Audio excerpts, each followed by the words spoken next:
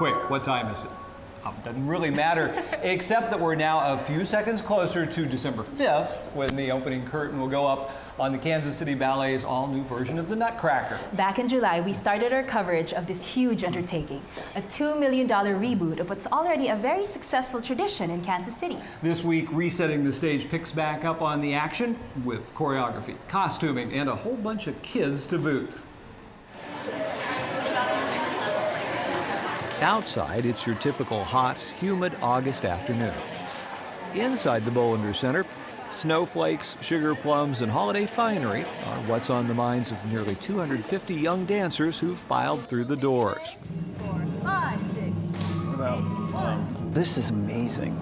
I mean, this is what it's all about. 1, 2. Come December, the youngsters chosen from these auditions will step on stage at the Kauffman Center and into the history books as part of the new Nutcracker that Devon Carney is racing to unveil. Yada dee yum, dee yum, dee yum. I was a dancer.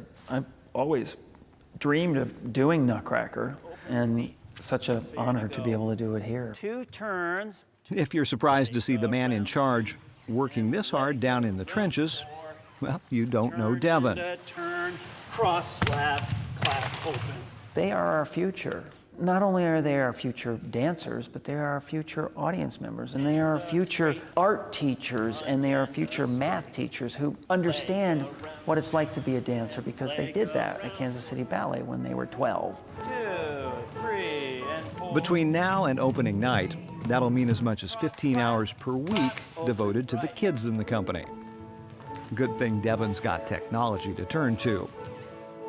That same iPad, which helped him sort through the casting crunch, also plays a key role in another important task, replacing the classic Balanchine choreography with movements of his own.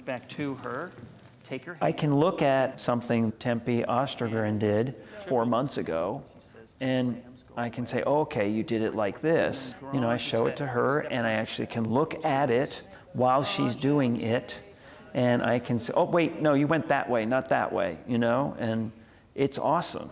Plie up, and pas de bourrée, arabesque, susu, up. I knew I wouldn't remember it. I knew that, and I knew the dancers wouldn't either. No offense to them, but, you know, everybody's got a lot squished into their brain. When you're a dancer, there's a lot of steps that have to be in there.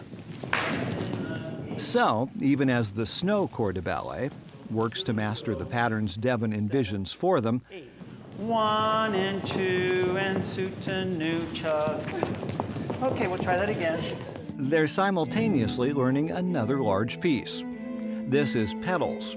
It won't be danced until May, but now's the only time its choreographer and stager could show them the steps.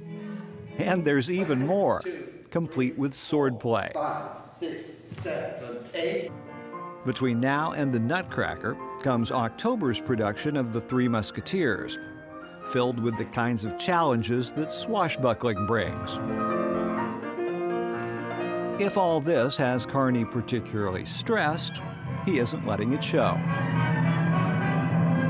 We're on pace. Everything is a process. It's rare when something actually gets built, sewn, or painted, and the first time's perfect. Oh, well, not that long. Costume fittings, like this one with designer Holly Hines and maker Coco DuPont, both based in New York City, are a part of that process. A chance to see how what looks great on paper actually works for the dancers who will be wearing them. Feels great. There are certain moments in the Nutcracker that I call the ah moment, and we're counting on that. So like when a certain person comes out in Act 2, we know that we hope we hear the ah over the orchestra because they think it's the cutest thing they've ever seen. Just to give us enough room so we don't. Like her friend, Alain Vais, who designed the sets, Holly brings a world-class resume. Yes, Charlie. ABT, New York City Ballet, the Bolshoi, and on and on.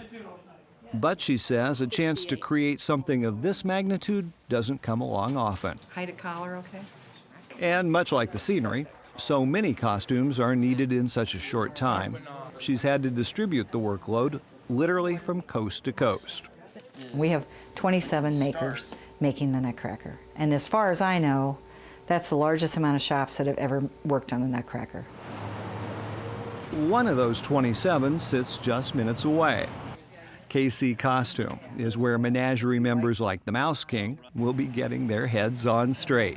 He's a work in progress. Yeah, there. We dropped that one. Yeah. They're great guys over there. They're trying really hard to help me envision what I want, and my assistant's really good at crafts and knowing what the current best techniques are, and I'm sort of out of that world because I've been doing tutus and romantic skirts. Okay.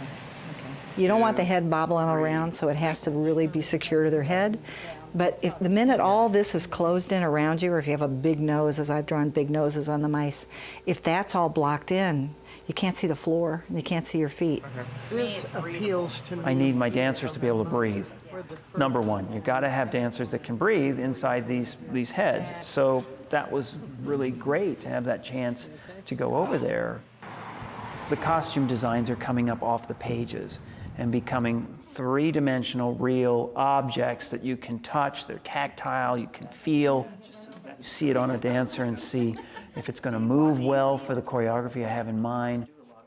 It's no longer talk, and I really love that about the process right now, and it's so inspiring for me. And pirouette, développé. Great, okay, so let's do that much first.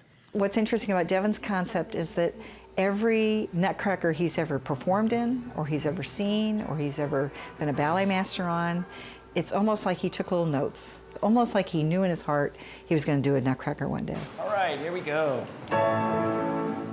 As the clock ticks down towards December, you can track more of the company's progress on our website, kcpt.org.